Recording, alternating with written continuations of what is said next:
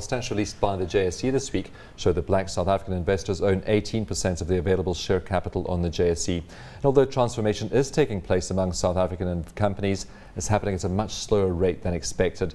We're going to be speaking to Jimmy Manyi, the president of the Black Management Forum, in just a minute. First, here's what JSE CEO Russell Loubser had to say when he chatted to us on Wednesday.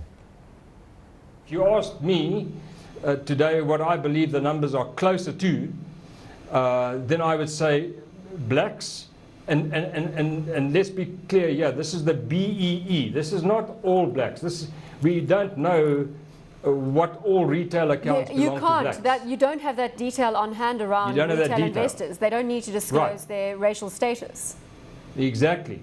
So the BEE shareholding of total market cap, these are the numbers that I would put on the table because they are closer to the truth, is 8%. And then the obvious next question is, okay, so what is white percentage of total shareholding? And then it comes down to 14%. Those are the numbers that we should be, as a country, should be putting on the table, talking about, refining, improving, bearing in mind that any of these numbers can and will change all the time because this is a dynamic issue. If we go back 16 years, that the black shareholding was close to zero. So we work from 1994, absolutely. Yeah, I think that's fair. So that is increased now to 8%, and whatever the white shareholding is, it is now closer to 14%. Those are the numbers that we should. If DTI had to do this exercise, DTI would say black BE shareholding is 18%. If we had to do this exercise, we would say black BE shareholding is 36%, and therefore the rest, and then the rest of the debate follows. Well, that was the JSE CEO Russell Loubser. With me on the desk now is Jimmy Manyi, the president of the Black Management Forum. Jimmy, thanks very much for coming in today. It looks like it's quite a murky picture out there. There's all sorts of different definitions of what the BEE shareholding would be. Whatever it is not high enough, is it? Yeah, no, in fact, I think much as I think one appreciates the study, but I think it's got unintended consequences of being misleading. Because you see, when Richard Loubser talks about BEE shareholding, what's hidden in that definition is that the amount of shares that are in black hands within the BE shareholding is another matter.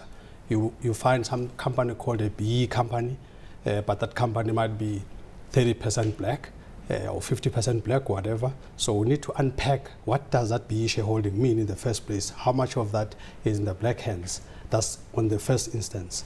Secondly, I think an impression might be created that we're talking net equity here, and we all know how indebted these people are.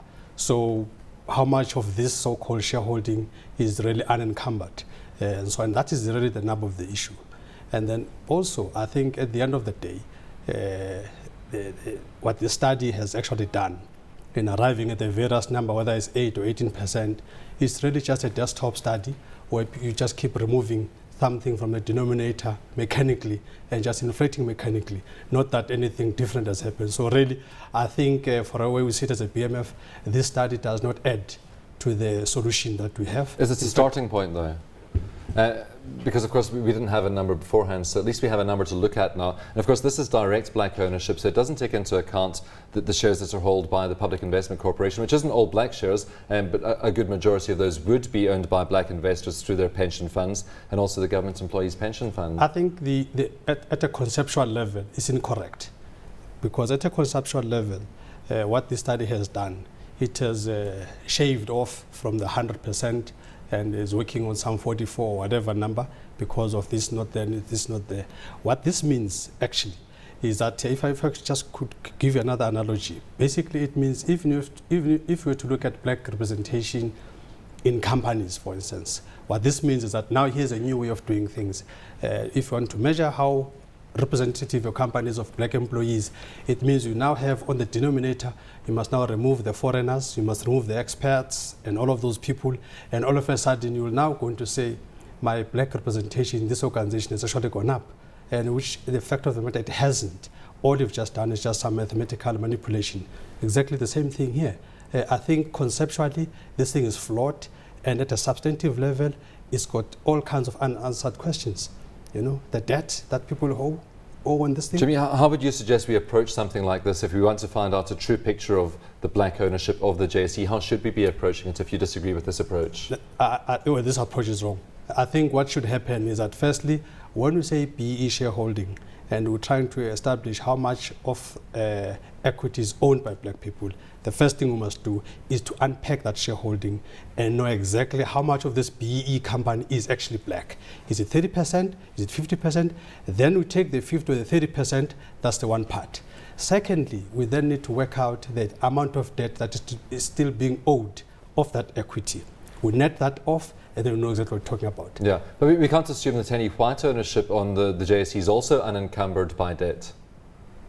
I think the issue that we are raising here is that for all these years, black people had no participation in the JSE.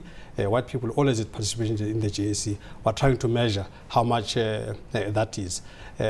Indeed, there will be encumbered debt by white people and so on, but there are also a lot of free equity that they already own. The key issue here is that as far as blacks are concerned, it's a new game, it's a beginning, and we need to know how much of net equity are we talking about. Of course, we are aiming to get to 25% black ownership of the JSE by 2017. Is that something we can achieve at the pace we're going at the moment? No, it's not going to be achievable at this pace. Also because of the market forces that are doing things out of our control, granted. But also, I think we also need a bit more commitment. I think if there was a lot more commitment... by whom? By companies? By companies listed on the JSE? Yeah, by companies listed on the JSE, they have a bit more commitment, including deal structuring. We need to come to a situation where the deal structuring is meaningful to the beneficiaries of BEE and not all these games that people keep playing.